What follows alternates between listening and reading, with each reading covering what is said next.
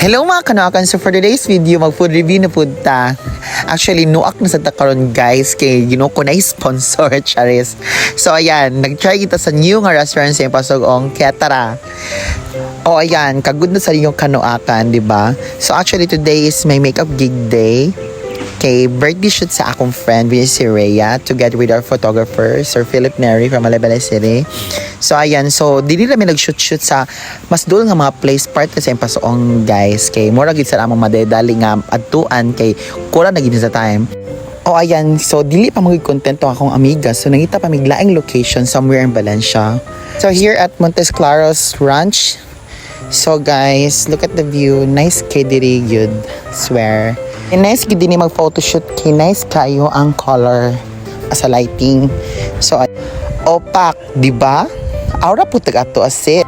Opak, di ba? The most exciting part of this video, guys, is ang atong lunchtime. So, niyata karon sa Cowboy Town here in Pasoong, guys. Ayan, laisyo kaya atong venue for today, guys. So, ready na ba ang all? So, ayan. Okay, video lang. Nice game visa sulod, guys. So ayan, while waiting mi sa among order nga lunch, so mag-retouch siya sa atong client kay mag-photoshoot na po siya din sa Cowboy Town karon. So wag kamulo mi retouch, kamulo po mig marites, guys. Actually gapang libak mi nga time, chares. Actually talent pag ginang manlibak ta, di ba, chares. To try lang. So ayan, di ba, i-retouch to ayo, guys. Sa chala ba kay ang place dapat gwapa po ang atong kuan, atong model, chares. O di ba? Fresh yang ate. Ako nagkasalimo ang naging kuan nga part, guys. Kay singut na kay ang buhok. Perso ko lang. O di ba? So ayan, giserve na ginang atong food, guys. So ayan, makapapalaban na naman tayo, sis. O ayan, di ba? Lami kilang food na wa pa ginamo nagikaon. So ayan, mag-video sa taberlek, may plastikan sa tasaol, o di ba? For documentary na po ni guys, so dahil laban. So ayan, first na to i-try ang ilang Cowboy Town Burger. Oh my god, as in, nalikig ko silang Cowboy Town Burger, guys. So dahok kay siya. As in, tapos grabe kamiti. Ang dressing na kay siya, tapos cheesy kay siya, and kuan siya, guys, soft kay ilang bun. Swear. Lami kay siya, guys. Highly recommended gini. For me, kung i-rate na ko ilang Cowboy Town Burger is, for me, it's 10.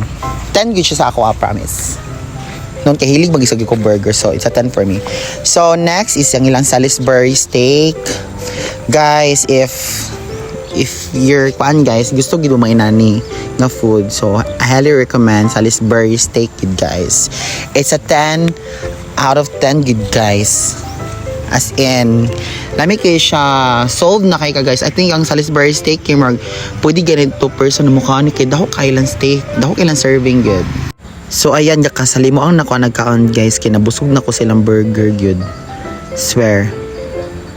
Tinanami kayo lang Salisbury steak, highly recommended yun eh. So, if visit mo Cowboy Town, Salisbury steak is highly recommended. And lastly, ato i-try ang ilang chicken Alfredo, guys. So, guys, promise, I love this so much, good, swear. Ako hilig ko pasta ako agad. Promise. And ganan kay ko ano, I highly recommend this one, guys. Pero kung dili kay hilig og pasta, guys, so ay na nagpa-otog-otog order. Kay masayang no nya. Dagan na ba kayo check serving? Promise, good. So, I think mga 5 ata kami tanan nang haon ani, wag na mo nahurot pa. Kay dagan nilang serving good. Then I really love this one. So, kung i-rate na ko na siya, it's 9 out of 10. So, that's it for today's video, guys. Kaya na ko na-try sa mga food kaya busog na kayo ko. So, ayan, guys. Please visit Cowboy Town here in Santa Ana, yung Pasoong Bukidnon. Highly recommended. Thanks for watching.